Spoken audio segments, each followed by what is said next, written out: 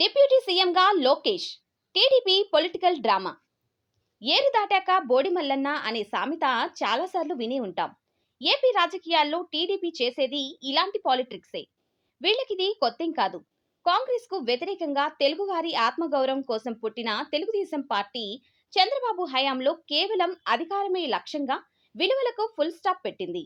2009లో వామపక్షాలు అక్కడ తగిలిన ఎదురు దెబ్బతో 2014లో జగన్ దెబ్బకు పార్టీ ఖాళీ చేయాల్సి వస్తుందనే భయంతో 2014లో బీజేపీ కూటమిలో చేరింది. అయితే ఏపీలో పవన్ కళ్యాణ్ హవా పెరగటం, అప్పటికే బలంగా ఉన్న జగన్ గెలుపును అడ్డుకోవాలంటే పవన్ ను అస్త్రంగా వాడుకోవాలని చంద్రబాబు చాకచక్యం ఫలించింది. 2014లో చంద్రబాబును సీఎం చేయటం, కొత్త రాజధాని అమరావతిగా ప్రకటించడంతో ఇక మనకు తిరుగులేదన్నంతగా టీడీపీ మైండ్లో ఫిక్స్ అయ్యింది.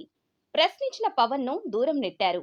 ఏం పవన్ లేకపోతే నేను చాలనా అంటూ చంద్రబాబు, మా బ్రీడ్ వేరు మా బ్లడ్ వేరంటూ బాలయ్య సవాళ్లు, మాకు చంద్రబాబు చాలు ఇంకెవరూ అక్కర్లేదంటూ లోకేష్ బాబు చిలక పలుకులు. చివరకు టీడీపీని ఎక్కువగా ఊహించుకున్న చంద్రబాబు వాపును బలుపుగా భావించి సభలు పెట్టి మరీ నరేంద్ర మోడీని ఏపీకి రానివ్వమన్నారు. సిబిఐ, ఈడీ ఏపీలోకి రాకుండా ఆర్డర్స్ జారీ చేశారు. 2019లో జగన్ దెబ్బ ఎంత ఘాటుగా ఉంటుందో బాబు ఊహించలేకపోయారు.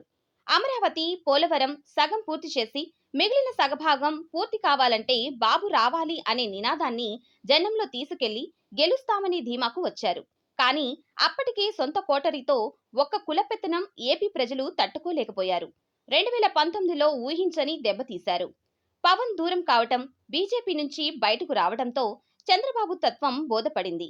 2024లో రాజమండ్రి జైల్లో పడ్డాక చంద్రబాబు రాజకీయ జీవితం ముగిసినట్టే అనుకున్నారు. టీడీపీ భూస్థాపితమనే నిర్ణయానికి వచ్చారు. అటువంటి సమయంలో పవన్ కళ్యాణ్ అసలు సిసలైన రాజకీయ పరిణితి ప్రదర్శించారు. టీడీపీ నేతలు, నాయకులు ఇళ్లకే పరిమితమయ్యారు. బయటకొస్తే జగన్ దెబ్బకు తమ కూసాలు కదులుతాయని పెద్ద పెద్ద పదవులు అనుభవించిన పసుపు బలగం ఇంటి గుమ్మం దాటలేకపోయింది. పోలీసులు అడ్డుకున్నా లెక్క చేయకుండా, చంపుతామని బెదిరించినా బెదరకుండా రాజమండ్రి జైల్లో చంద్రబాబును పరామర్శించి నేనున్నానంటూ ధైర్యాన్నిచ్చారు. బాలయ్య, లోకేష్లకు అభయం ఇచ్చారు. బీజేపీ పెద్దలతో మాట్లాడి 2024లో 3 పార్టీల కూటమి కట్టించి గెలుపును తన భుజాన వేసుకొని విజయంలో కీలకమైన కాపులను పెద్దన్న పాత్ర పోషించాలంటూ తన మాటను అస్త్రంగా ప్రయోగించి కూటమిని విజయాన నడిపించిన సేనాని పవన్ కళ్యాణ్. కేంద్రంలో ఎన్డీఏ సర్కార్ వచ్చేందుకు పవన్ నాయకత్వం కారణమంటూ స్వయంగా ప్రధాని నరేంద్ర మోడీ పవన్ ను తుఫాన్తో పోల్చారు. అంతటి చరిష్మా గల నాయకుడు. టీడీపీ మరో 20 ఏళ్లు ఉండేందుకు ప్రాణం పోసిన పవన్ కళ్యాణ్ డిప్యూటీ సీఎం నుంచి తొలగించి లోకేష్ ను ఉంచాలనుకోవడం వెనుక టీడీపీ బుర్ర పక్కాగా ఉంది. అందుకే స్లో పాయిజన్ తరహాలో తమ నేతలను రంగంలోకి దింపి జనం నుంచి వచ్చే రెస్పాన్స్ ను అంచనా వేస్తుంది. అట్నుంచి నెగిటివ్ రాగానే ఏయ్ పిచ్చపిచ్చగా ఉందా అంటూ మేకపోతు గాంభీర్యం ప్రదర్శిస్తుంది.